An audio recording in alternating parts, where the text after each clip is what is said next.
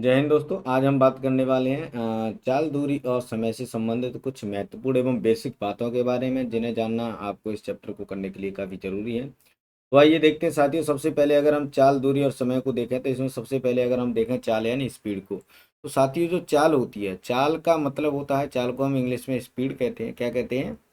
Speed कहते हैं। और स्पीड का मतलब क्या होता है? तो साथियों इसकी अगर हम परिभाषा की बात करें तो इसका मतलब होता है किसी वस्तु द्वारा, किसी गतिमान वस्तु द्वारा एकांक समय में चली गई दूरी। क्या? एकांक समय में चली गई चली गई दूरी। ठीक है। अब यहाँ बात आती है कि ये एकांक समय का मतलब क्या है। तो साथियों एकांक समय का मतलब होता है प्रति इकाई, प्रति इकाई, प्रति इकाई समय में चली गई दूरी। इकाई का मतलब होता है किसी एक। अब समय की इकाई क्या होती है साथियों? तो समय की इकाई या समय का जो मात्रक होता है साथियों, वो होता है घंटा। क्या होता है? घंटा। अब ये जो एकांक समय का प्रति इकाई का मतलब होता है, या तो प्रति घंटा, प्रति का मतलब या तो एक घंटा दिया होगा, या फिर इसकी जो छोटी सी इकाई होती है उसे कहते हैं सेकंड। क्या कहते हैं? सेकंड। या फिर एक सेकंड। यानी एक घंटा या एक सेकंड में जो चली गई दूरी होती है उसे हम क्या कहते हैं? चाल कहते हैं। अब कभी कभी घंटा या सेकंड के बजाय मिनट भी दे सकता है। ठीक है।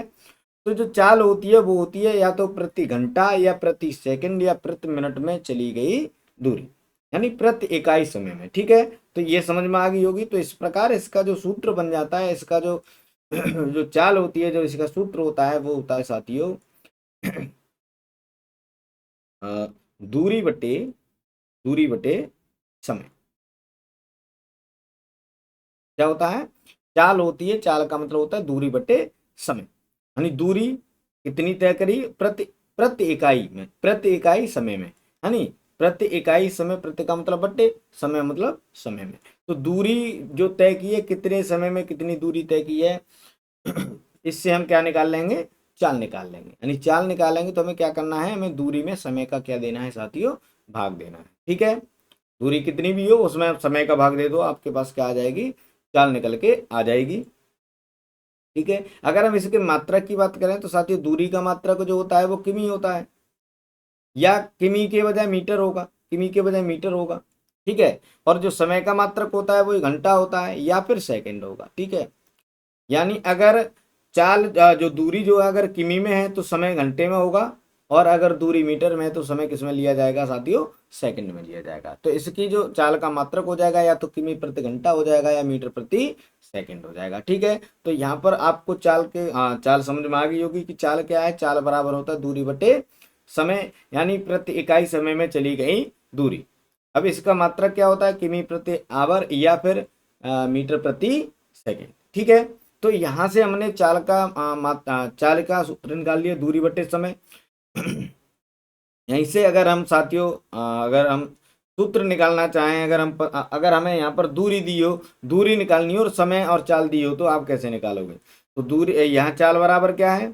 यहाँ चाल बराबर है साथियों दूरी बटे समय, दूरी बटे समय।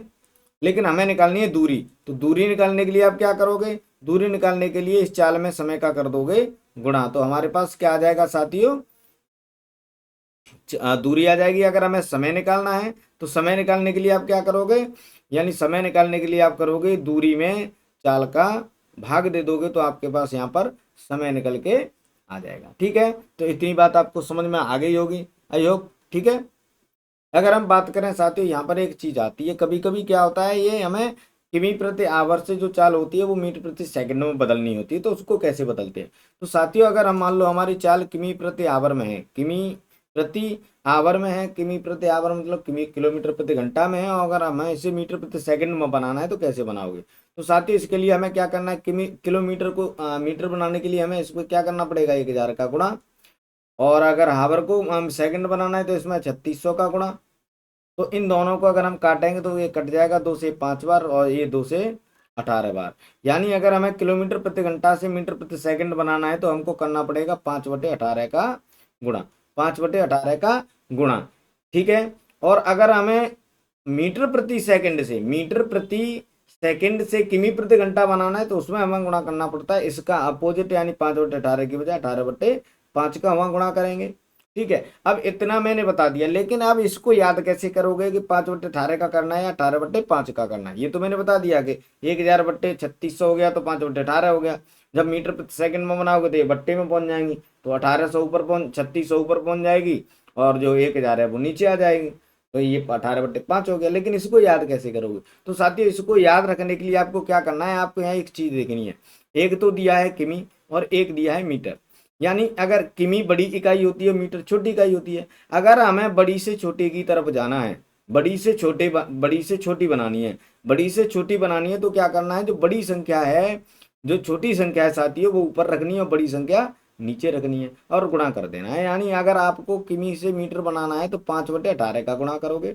अगर मीटर से आपको किमी बनाना है तो देखो मीटर से किमी यानी बड़ी हमें हमें बड़ी इकाई बनानी है, तो बड़ी इकाई बनानी है तो आप क्या करोगे, बड़ी संख्या नीचे रखोगे, छोटी संख्या बड़ी संख्या ऊपर रखोगे, नीचे छोटी संख्या रखोगे और इससे कर दोगे गुणा, तो यहाँ पर बड़ी इकाई बन जाएगी और इससे छोटी इकाई बन जाएगी। ठीक है, तो इतना याद रखना है। अगर नहीं यानी आपको अगर बड़ी से छोटी इकाई की तरफ जाना है तो छोटी इकाई को रखोगे ऊपर, छोटी संख्या को ऊपर रखोगे, 5 छोटी है और 18 बड़ी है, और छोटी से बड़ी की तरफ जाना है तो बड़ी संख्या को ऊपर रखोगे, छोटी को नीचे रखोगे।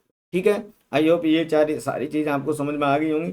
साथियों इतने अगर बेसिक चीज़ें आपने जान ली तो आप चाल दूरी के जो चैप्टर है उसे आसानी से कर पाओगे। ठीक है, तो मिलते हैं नेक्स्ट क्लास में।